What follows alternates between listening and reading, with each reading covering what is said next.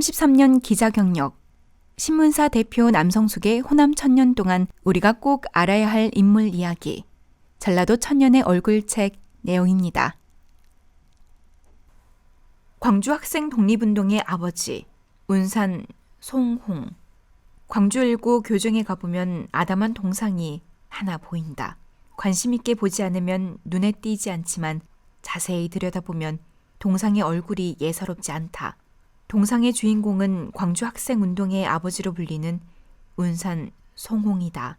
이 동상 뒤에는 광주 학생운동 기념탑이 우뚝 서 있어 송홍 동상의 큰 바람막이가 되고 있다.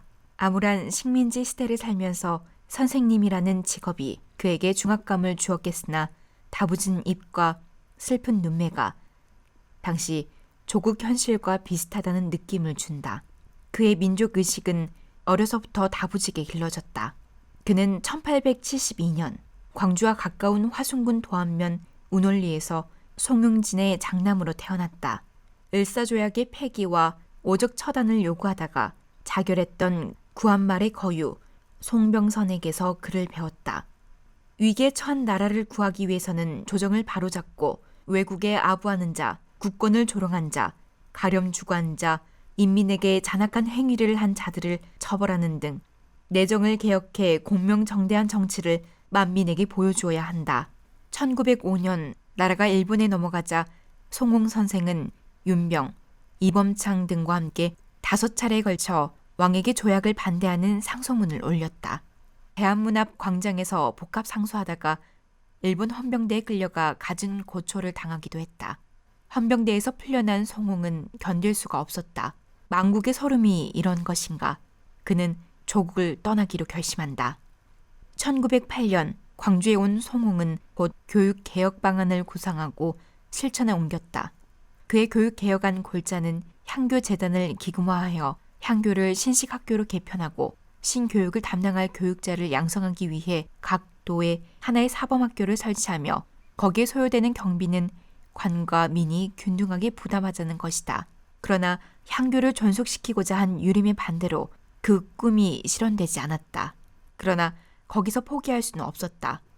나 혼자라도 한다.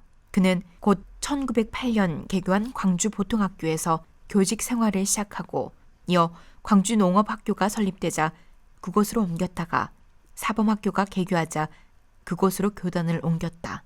송홍에게 배운 학생들은 식민조국 현실을 가만히 보고 있지 않았다. 1919년 3월 1일 만세운동에 송홍의 제자들이 나섰다.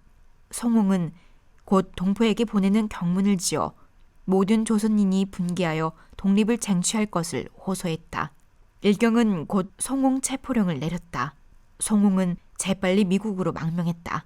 그 사이 일본은 3.1운동 후 문화정책이라는 미명하에 학교 설립을 확대했다. 광주에도 광주고보가 설립됐다. 송홍은 귀국해 이 교단에 섰다. 가르친 과목은 국어와 한문. 이때 광주고보 전체 교사 30명 중 조선인 교사는 단 2사람. 조선어 시간도 일주일에 2시간뿐이었다. 송홍은 한문 과목 선생이었지만 한문 시간에 한국 역사에 대해 강의했다.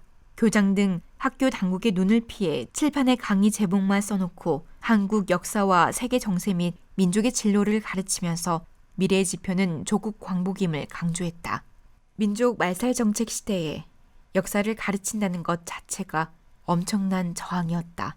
학생들은 그의 입과 눈을 통해 은밀히 민족의식을 배우고 국가관을 가슴에 새기고 있다가 1929년 광주 학생운동의 주역으로 참여하게 된다. 전국으로 확산된 광주 학생운동은 일본의 무자비한 탄압을 받아 260명이 구속되고 수많은 학생들이 퇴학당했다. 제자들의 처참한 고문과 학대를 목도한 송홍은 몹시 괴로웠다. 일본인 교사들에게 개처럼 얻어맞고 피를 토하는 제자들을 참아 볼 수가 없었다. 더군다나 자신도 감시 상태여서 어쩔 도리가 없었다. 송홍은 날이 갈수록 여의어갔다. 학교 측은 그를 강제 퇴직시켰다. 그는 광주 고보를 떠난 후 광주시 서동에 소재한 초라한 자택에 응거했다.